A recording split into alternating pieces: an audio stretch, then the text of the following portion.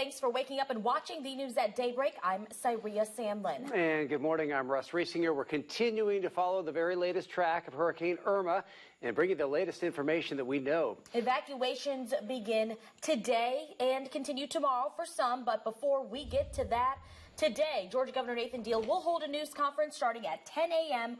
on Hurricane Irma. We will broadcast this conference live right here on WTOC as the governor gives updates and outlines the state's emergency preparedness and response efforts. And South Carolina Governor Henry McMaster also will be holding a news conference at 10 this morning. Well, Dave Turley and Cutter Martin are joining us now. Yeah, they have been tracking this storm for you all morning long, and we've been getting a lot of phone calls, a lot of Facebook messages, people very concerned and kind of confused about the latest shift in Irma. It's tough to say exactly what answer everybody's questions out here. The track when we were making this, when the officials made the decision yesterday, that was from the information we had yesterday morning. Evacuate. And it is totally, I would say totally different right now. It is a little bit different, but the effects are still going to be felt in our area. So we don't want everybody to start questioning their decisions, what they're going to be doing in here today. We are going to give you the latest information on what we are looking at right now. This is still a major hurricane, Category 4 at 155 miles per hour. It is still a long ways away into the Turks and the Caicos right now. The system is expected to remain a Category 4 hurricane as it moves into Florida on Sunday. This we know, it's been the forecast track for quite some time. Then it's going to move up. Right now, the official track says through Florida inland. That'll weaken the system. You see by 2 a.m. on Monday morning, Category 2, almost right over the Orlando area, and then transitioning into a tropical storm by 2 a.m. on Tuesday morning into northern areas of Georgia. Now, this is not going to be an immediate transition, so as the hurricane transitions into a tropical storm, we are still expecting hurricane conditions based on that track right now. And we want to warn you and let you know, be aware of, that we don't want to focus on that line. There could be subtle shifts in that line, and if that center does go back out over open waters, the track does, that could really start to ramp up the impacts on our area again. So this is something that's going to be hopefully something where we are getting more and more a better handle on what's going to be happening, but the effects are still going to be felt in here late Sunday and into Monday. And the point to drive home here, folks, just to simplify it for you, the worst case possibility that was on the table yesterday, it is still on the table today. We still could be dealing with a landfalling significant system here Sunday night and into Monday, as far as impacts beginning Sunday night and more significant impacts Monday. But I do want to break down this timeline for you. Again, watch for re-intensification, again, possibly Category 5 once again as it approaches Florida. So number one, rumor, don't be downplaying this temporary weak and minimal weakening trend. Saturday, as we've mentioned, is the crucial day. That is tomorrow when it makes that turn to the north, and that is when we will have a better idea of exactly where this is going to make landfall and exact local impacts. But regardless, timing is the same, beginning south to north and coastal to inland late Sunday into throughout the day Monday, but the exact extent is unknown. That is why they have called for this evacuation. There is good reason. And first alert traffic this morning, we're not seeing too many issues. 16 east and westbound, you're fine. 21 headed out of town, northbound, you're fine. And into town, you're okay as well. And coming in from the east side, Highway 80, so far no issues. And one place evacuating today is Tybee Island. On Highway 80 this morning, we do have WTOC reporter Jarvis Robertson, and he has the latest information on the beginning stages of that evacuation.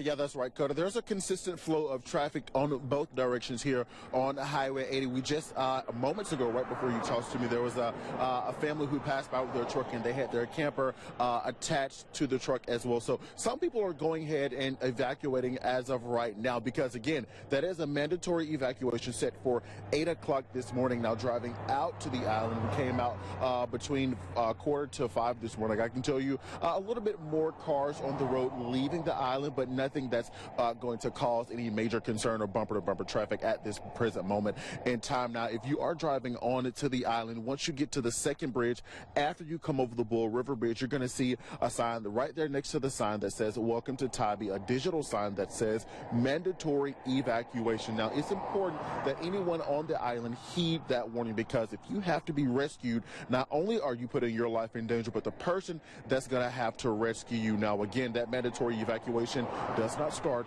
until 8 o'clock this morning, but if you want to go ahead and leave before then to avoid that bumper-to-bumper traffic, please feel free to do so. Reporting live here on Highway 80, I'm Jarvis Robertson, WTOC News. Well, if you plan on staying through the storm, what are some of the essentials you need to have for your family? Our Tasia Reed joining us live from Rincon with a look at some of the items that you need to have on hand. Tasia? Well, that's right. Well, we've talked about non-perishable foods. We've talked about water and drinks. But now let's talk about some things that people forget. Even I forgot sometimes. Let's get right into this buggy. I've done some shopping for you guys. Let's talk about tissue. These are things that you may need. You know, tissue, trash bags, so you can put trash in things. Now, what about paper plates as well as cutlery? Because if you are out of power, out of water, you may not be able to do those dishes. Now, other things, tea light candles. These are things that you can use. They don't last as long, but it's something that you can use. But how are you going to light those candles? Because if you don't have lighters, that's what I ran into. You have to make sure you get lighters as well as matches. Now, other things that you need to get: hand sanitizer if you're not able to wash your hands. Also, there's other little things. You can get little candles and things like that to help as well, to make sure you have some light in your house. One other thing that we can get: charcoal. So if the weather is not too bad outside and you still want to get a hot meal, you can always grill outside or near your home, but also you want to make sure that you're being safe with that. Another thing that popped up in my mind: a manual can opener. So if you're trying to open up those non-perishable cans, you can't use it with that electric one that you have on your counter if the power does go out. Also, make sure you want to get some cash, because if the ATMs are without a power, you won't be able to get cash either. But please remember, we are in Effingham County right now. They are only under a voluntary evacuation. So we are talking about those people under voluntary evacuations. If you're under mandatory evacuation, obviously you should be able to get out before the storm hits. So just keep in mind, these are things that people forget sometimes. I even forgot some of these items, but these are essential for staying during the storm and hunkering down, especially if you're without power. For now, reporting live at the Rincon Kroger, Tasia Reed, WTOC News. And a reminder, for all weather news and important information you should know, just go to our website, WTOC.com, for the latest.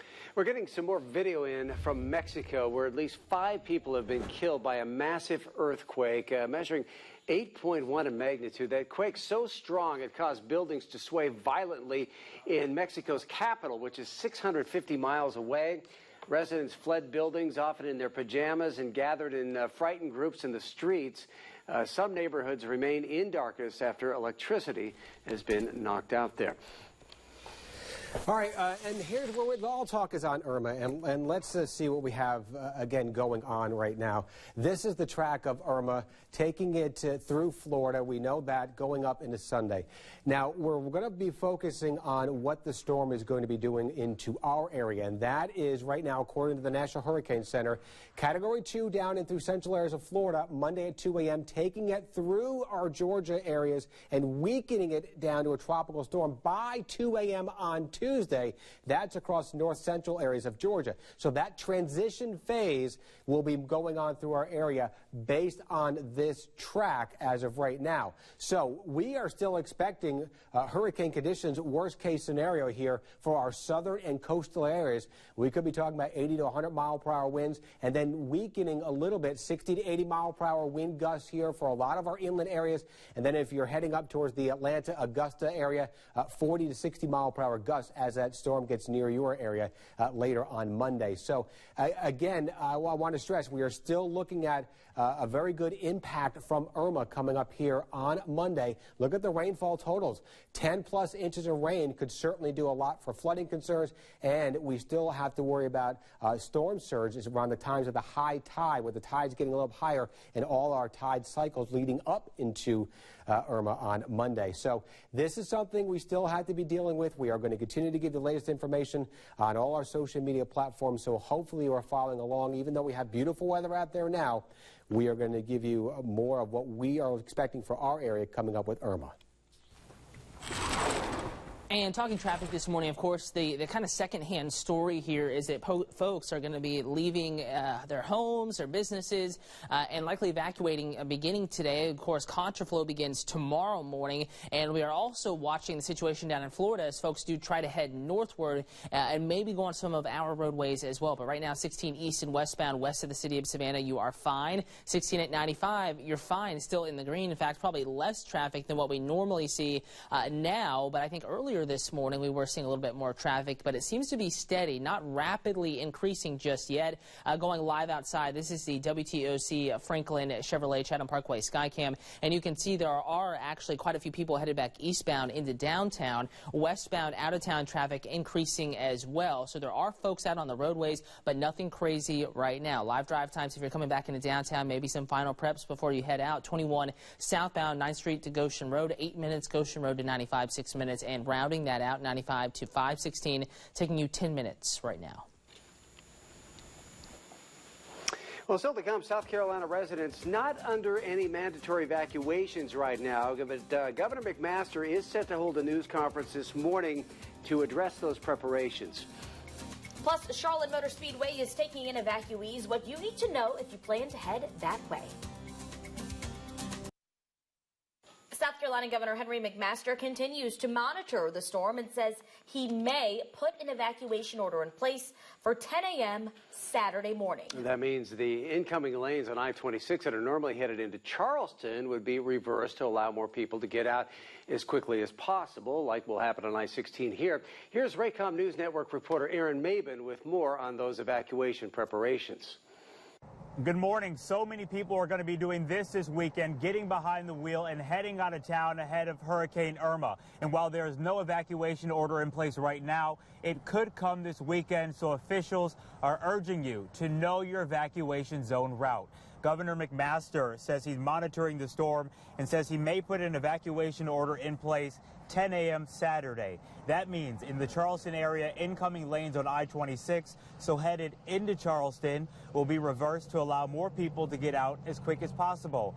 Those lanes will remain reversed from the Low Country up to Columbia, but that's not the case in every spot in the Low Country. You can find your zone on the South Carolina Emergency Management website, along with the Department of Transportation website. If an evacuation order is put in place, officials say do not look at your GPS, but follow law enforcement and those blue hurricane signs for guidance. Along I-26, I'm Aaron Mabin for the Raycom News Network. In North Carolina, Charlotte Motor Speedway is now open as a campground for Hurricane Irma evacuees. The Rock City campground will be open to people trying to get away from the storm. People staying there will have access to bathhouse facilities. One thing we're fortunate to have is a lot of space. So the fact that we can open our campgrounds and specifically our Rock City campground off Bruton Smith Boulevard and be able to welcome any evacuees that need a place to stay with their tent or their camper, their RV, until things get back to normal. Well, the Speedway hopes to keep it open as long as possible. There is a race at the Dragway next week. The Speedway is expecting a lot of fans, but they feel confident there's enough room for everyone. A couple from Lancaster, South Carolina, was in the crosshairs of Irma last night. Harold Drost and his wife Christina are vacationing in Turks and Caicos. That's where the storm slammed through. Here's a photo of them at their resort and video from the area where the powerful winds are pouring the islands. We're a little nervous. The locals generally are laid back around, it's island time. People don't worry about too many things, which is nice, but I've been preparing more than a lot of people, I guess. Drost and his wife are worried about what they say feels like a good spot. They do feel they are in a good position. They are on the 3rd floor, but they hope to leave early next week. FEMA funds could soon be dwindling without emergency cash from the federal government. A look at what this could mean if the money doesn't get approved. Plus, pets are also of great concern to those evacuating. Some animals being flown as far away as California to stay safe in the storm's reach. 7:19 right now on our Friday morning, and here is the latest on a major Hurricane Irma. Downgraded to a Category 4 hurricane, but it's still a very powerful Cat 4 hurricane with 155-mile-per-hour winds. That's just below Cat 5 strength. Moving to the west-northwest at 16. It's a long ways away from us, continuing its trek out to the west-northwest, affecting Cuba, Turks and Caicos, Bahamas. Hurricane warnings in effect there, even up towards southern areas of Florida, and hurricane watches now in effect across central areas of Florida. Where's the system going to go? Cat 4 hurricane expected to continue into southern areas of Florida as we head through Sunday at 2 a.m. Then that turn is going to continue, and the latest thinking is this track is going to go right up through Florida. You see by Monday at 2 a.m., Category 2 with 105-mile-per-hour winds, higher gusts than that still possible. This is Monday at 2 a.m. So Monday morning and afternoon, the storm is expected to continue. Right now, the thinking is it's going to remain inland and continue to transition from a hurricane down to a tropical storm once it gets into North Georgia. See, this is 2 a.m. on Tuesday morning. It's down to a tropical storm. So it has a long time to transition into a tropical storm as it's moving over our area. I think we are going to get more of some hurricane conditions into our region, it looks like still on Monday, and then move out into North Georgia and parts of Tennessee Tuesday and Wednesday. So the threat tracker day by day, nothing going on today. Saturday's pretty quiet. Then we start to get into our tide events here ahead of that system. We've already had persistent north to northeasterly winds. That's going to help build up the tides above predicted values. And that's why Tybee has issued that mandatory evacuation for today, starting today. And then as we get into the storm surge, the worst of it could be at the times of high tide going into Sunday night and Monday morning's high tide cycle. I believe it's about noon on Monday afternoon. Flash flooding could be a possibility. We could be talking about maybe over 10 inches of rain for some of us. Hurricane force winds, that'll be a Monday event, mainly in our southern areas the way it looks right now. The rest of us experiencing tropical storm / almost hurricane force winds. And then tornado threat is certainly going to be possible here as we head into Monday for everybody as we go into Monday night even as well. So the worst case scenario right now as far as the winds go, again, hurricane force winds, 80 to 100 mile per hour gusts in our southern and coastal areas can't be ruled out. 60 to 80 mile per hour winds for a lot of the inland areas, worst case, and even for areas Augusta into Atlanta, much less impact as far as hurricane conditions, but we could still get some gustier winds moving up into northern areas of Georgia with that system. There's the projected possible rainfall totals going through late Monday and early Tuesday. Again, you're seeing a lot of areas, 9, 10, maybe plus inches of rain, so that could cause some flooding concerns as well. So what we know now, the track of that could certainly change a little bit, and the confidence in that is still in the medium range. If that track shifts a little bit, we could be talking about this center trying to get over land again, and that's certainly not out of the question. So we have to keep our eyes on that. Confidence is high in the timing. Late Sunday, we're starting. Monday will be the main day where we're looking at that. So what we need you to do right now is still keep updated on the projected tracks. They are coming down from the National Hurricane Center every 6 hours. Next advisory comes out at 11 a.m. That's the official track that we're going to be basing all that activity as far as the rain and the winds and conditions for our area on. Currently, as we watch that, it'll be a great day today. We have clear skies for most locations, temperatures in the 60s. We'll see sunshine, 84 today. Tomorrow starts to go downhill with more clouds especially. Sunday is the day it goes downhill later in the day as Irma approaches from the south. Monday is the main day we're watching right now with all those really potential impacts on our area. And then we'll get that out of here so we'll get much better conditions Tuesday, Wednesday, and into Thursday. But please, we don't want to let our guards down yet. We're giving you the latest information as we know it on all our social media platforms. And with a lot of people moving northward, traffic's still an issue. Yeah, and thankfully a little bit of an issue, but nothing crazy going on this morning. We're taking you outside in the South Carolina low country. We're looking at a camera shot from the Bluffton Parkway at Hampton Parkway, and this is a quiet shot here. Now, this is not an evacuation route, and we don't have any official evacuations underway in that area, but a good sign that everyone's kind of behaving themselves so far this morning. And as we look at the city of Savannah and Chatham County, 16 west and eastbound, you're in the green, 204 west and eastbound, moving at posted speed limits, 80 east and westbound, 21 north and southbound, 17 across the bridge in the Talmadge. Everything is okay, and you're moving at posted speed limits right now. Just a quick check of drive times, though, for you. 278 westbound, Gumtree Road to Bluffton Road, 30 minutes. Just a little bit slow, Bluffton Road to 170, 7 minutes at this time.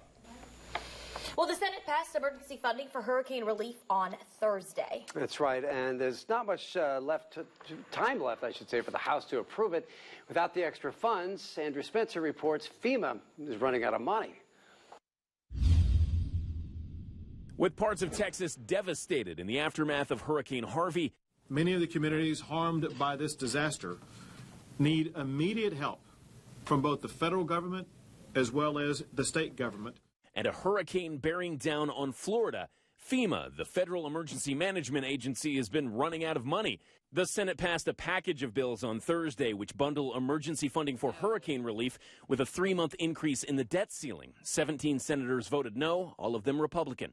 Attaching emergency funding for hurricane relief to a must-pass continuing resolution and debit limit increase is irresponsible and a dereliction of our most routine duties. An official told CNN on Thursday that the agency only had enough cash to get through Saturday. Meanwhile, teams are gearing up for Hurricane Irma. Members of the New Jersey Army National Guard prepared for their deployments to Florida, where they'll help respond to any trouble the hurricane causes. From as far away as Minnesota, utility workers are on their way so they can restore power quickly when the electricity goes out. All across the nation, the different utilities really watch out for each other because we know next summer, we could be in the same situation. Officials in South Carolina are keeping their eyes on the storm, urging residents to be ready to evacuate on Saturday.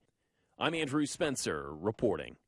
Hundreds of evacuees have crossed the Georgia border in efforts to flee Hurricane Irma as food and water have now become limited. Folks at the Georgia Beer Company in Lowndes County are filling their kegs with water instead of beer for people if things do take a turn for the worst. The brewery will not only be filling kegs with water, but they are also willing to clean kegs that people personally own.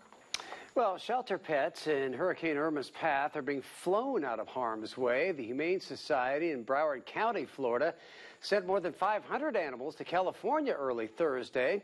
They'll be kept at its partner shelter, Tony LaRussa's Animal Rescue Foundation in Walnut Creek, California. At least 60 of those animals are from the Florida Keys, an area expected to get hit very hard by Irma this weekend. Well, not everyone is under an evacuation order, but if you live in one of the inland counties and plan on staying, you do need to prepare. And Tasia Reed is going to tell you more about what you need to be aware of, especially when it comes to your pets, when we come back. And a mandatory evacuation begins on Tybee Island in about 20 minutes. Jarvis Robertson joins us live as people take off to avoid that high tide expected tonight.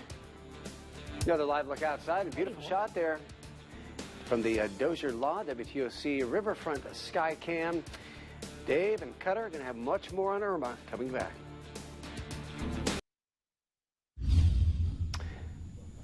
Well, good morning. We do want to thank you for watching the News at Daybreak. I'm Russ Riesinger. Thanks for sticking with us. I'm Cyria Sandlin. A lot going on this morning. Let's first check back in with Dave and Cutter for the latest on the Hurricane Irma track, guys. Yes, and the track is still pretty consistent from where it was in here yesterday evening. Still taking Cat 4 hurricane in through southern Florida on Sunday. We know that's going to be happening. And right now, the official track continues to take it up through Florida as a major hurricane in southern Florida, and then transitioning right here, Category 2 hurricane Monday at 2 a.m.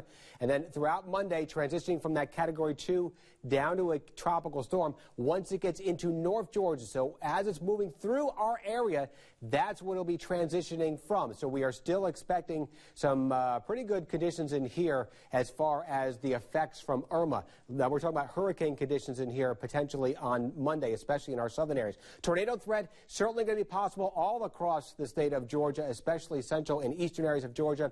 Hurricane force winds certainly possible in some gusts right now. We're looking at our southern and coastal areas.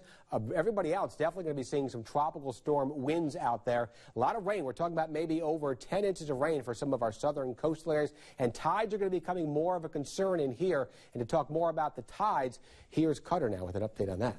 Yeah, and we think it may impact Highway 80 here now. Not this morning, so that's the good news. But as we jump over and look at the tide cycles here over the next several days, first of all, in deeper blue here, tides that have already occurred occur. These are your flood stages, and that is when 9.2 we begin to at least worry about portions of Highway 80, including the shoulders of that roadway.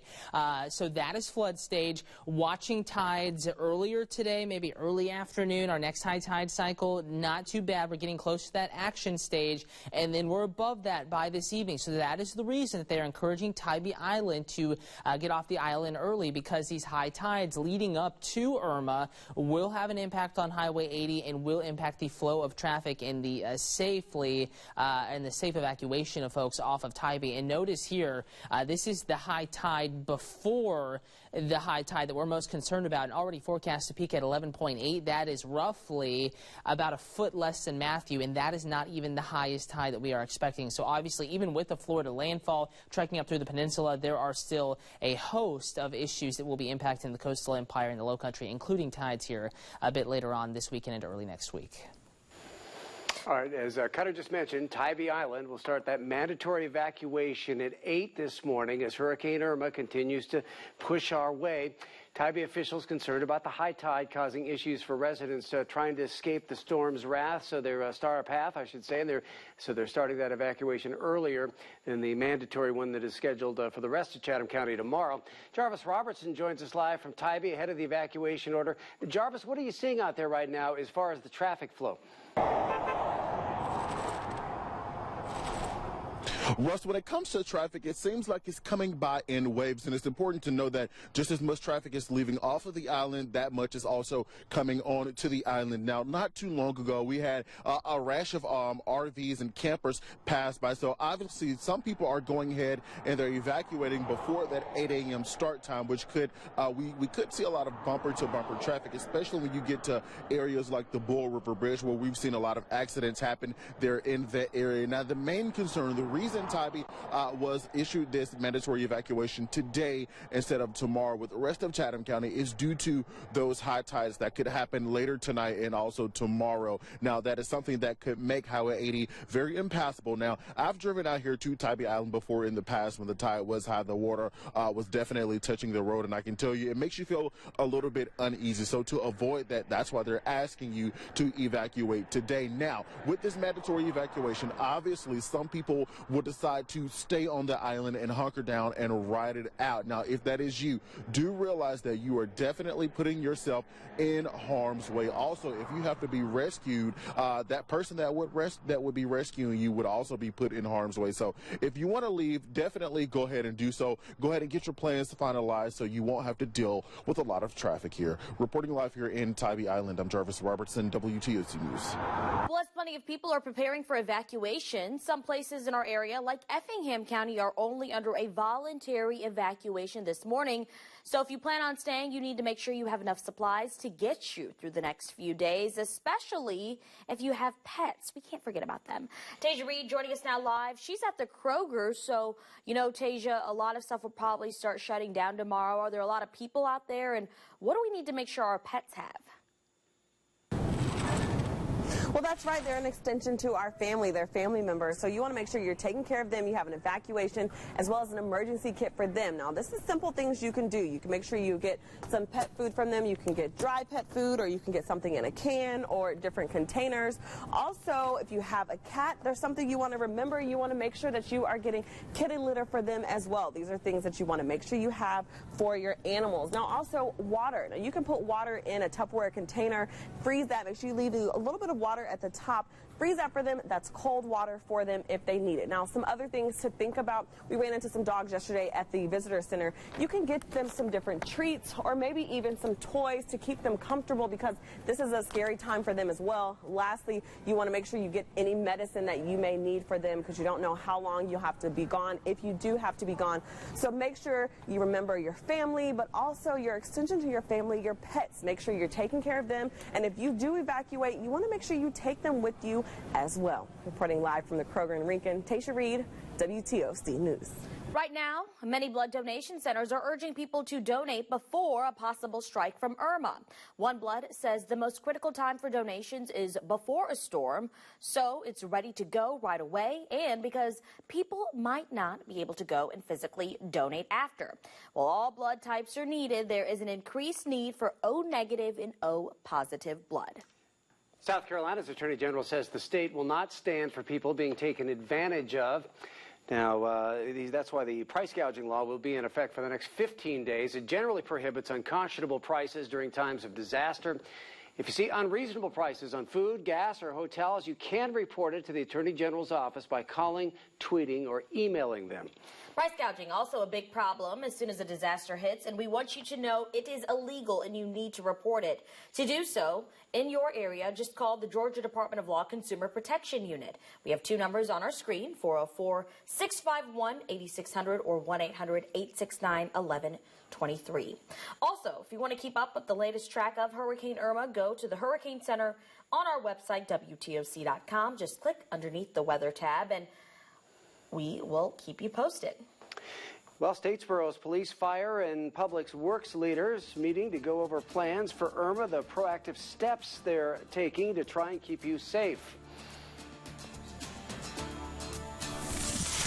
And we're starting to get to the point where we can narrow down a few impacts live right here. This is the bottom line. Top story at WTOC.com. Regardless of Irma's landfall location, we, the Coastal Empire and Low Country, will feel impacts, and we're starting to narrow those down. Dave and I will have a complete weather forecast and a look at traffic coming up here throughout the show.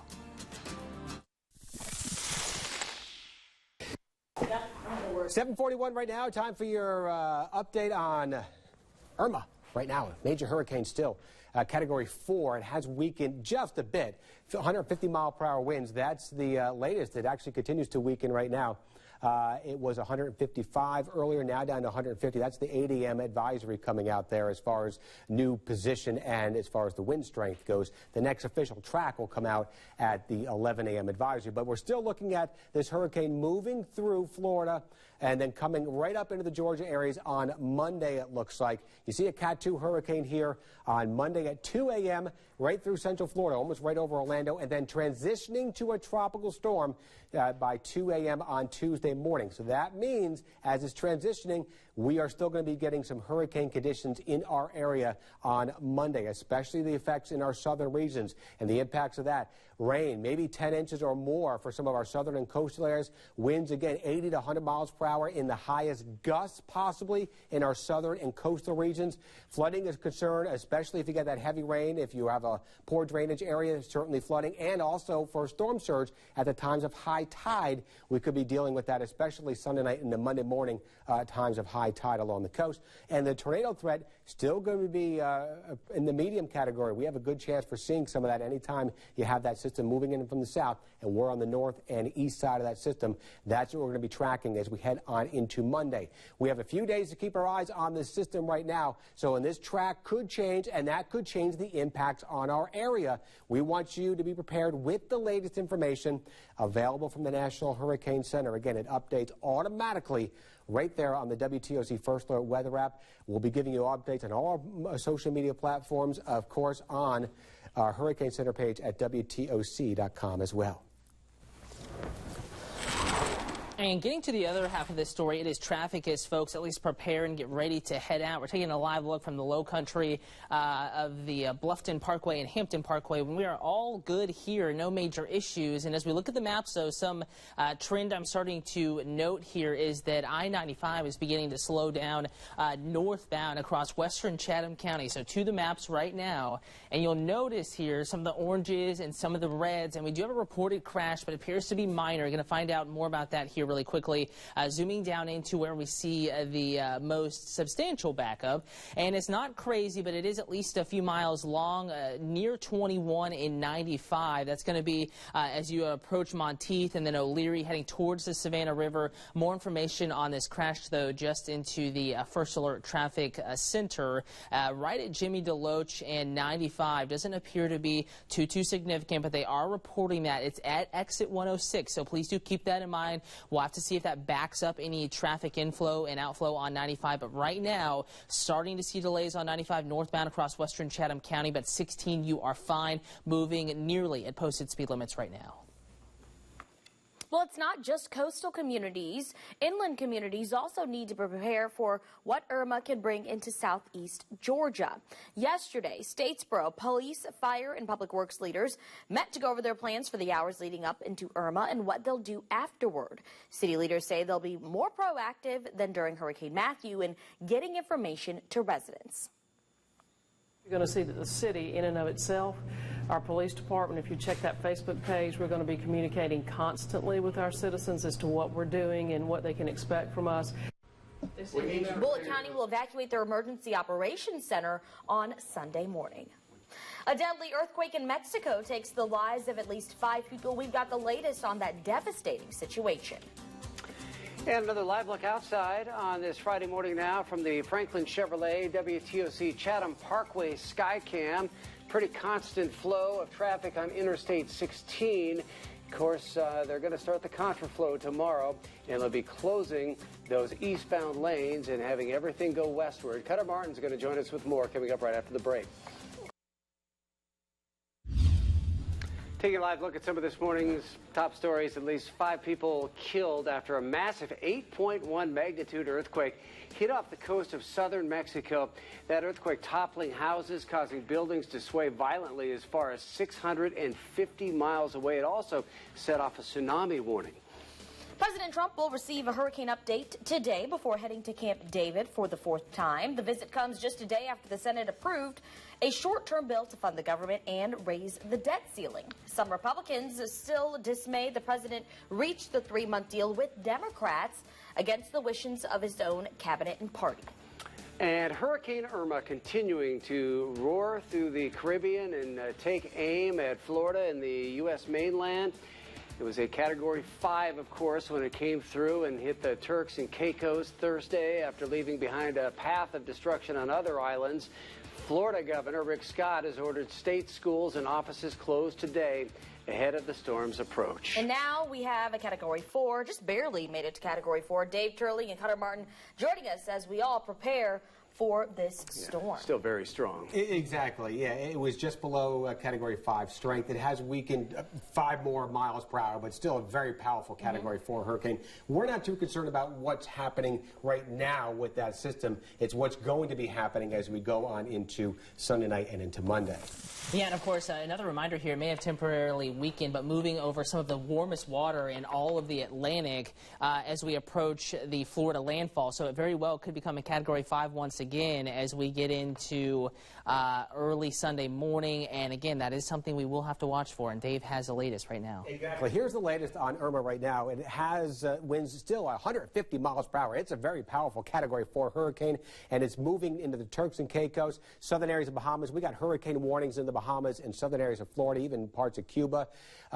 Cuba looks like they're going to be spared as far as the direct eye of that storm, but still, it's a large system, so they're getting a lot of wind and a lot of rain associated with that. The track hasn't changed in here from the past couple of days, really taking it into southern areas of Florida. This is 2 a.m. as a Category 4, and we've been pretty consistent now as far as the track going up into Florida. This is 2 a.m. on Monday, Category 2 hurricane, and people are focusing on this right here, saying it's only a tropical storm by Tuesday at 2 a.m. This is not going to be a tropical storm the way it looks right now as it moves through our area. It'll be transitioning into a tropical storm by 2 a.m. on Tuesday morning, but it's coming from a Category 2 hurricane in Orlando, so it's going to be a slow process as it moves through the area. We are still expecting hurricane conditions and a lot of rain and maybe some more flooding concerns out there as well, especially along the coast. Here's the forecast wind gusts in here. Sunday, we start to see the wind starting to increase as Irma gets closer to our area Sunday night, and especially on Monday. These are wind gusts out there, and you see the winds could still be gusting as we head on into Monday, a good 40 to 50 miles per hour, and even higher than that as the system moves on through. We are expecting some winds gusting here as the storm moves out of the area. Could still be seeing some gusts up to 80 to 100 miles per hour in our southern and coastal areas, and then weakening again as you head further north. 40 to 60 miles per hour as you get up towards the Augusta, Athens area. So that's something we're going to have to keep our eyes on. With that, if you're heading out of the area and evacuating. You're still going to get effects from this all across the state of Georgia, but we have the worst effects expected here across our area because this is where the transitioning will be going on. So again, rain totals, 10+ inches of rain, not out of the question for our southern areas, 7 to 8, maybe 9 inches across our northern areas. That's going to cause some flooding concerns. So we have a high confidence in the timing still. The track could still shift just a little bit as we head through the next couple of days. So we still need you to be aware of when those next advisories come out, and we will be going to give you the latest information on that first alert weather app. They come out every 6 hours from the National Hurricane Center, updated automatically right there on the WTOC First Alert weather app. Now, as we watch that system move into the area by the end of the weekend, and then especially on Monday, great weather coming up here today. Again, we want to focus on what's happening here Sunday and Monday. That'll be Irma. Please have a way to get all the current information, which we are going to be sending out. And talking traffic this morning, I want to zoom in on Chatham County. We don't have too many issues out there, but we are seeing some slowdowns. 21 at 95 and also 95 kind of at 204. So zooming down in here and seeing exactly how quickly you're moving along that roadway. Try to give you an idea before you head out the door. Definitely not as slow as it could be, but definitely slower than normal. And getting more information on this, you're in the slow direction here, moving northbound on I-95 as you approach 204. And it does appear you're probably moving about 40 miles per hour there or so as you approach 204, and then quickly you're back up to posted speed limit. So again, a couple slowdowns, no major delays. One crash reported, 95 at Jimmy DeLoach. Aside from that, we have nothing else going on. We will have more information, though, coming up after this.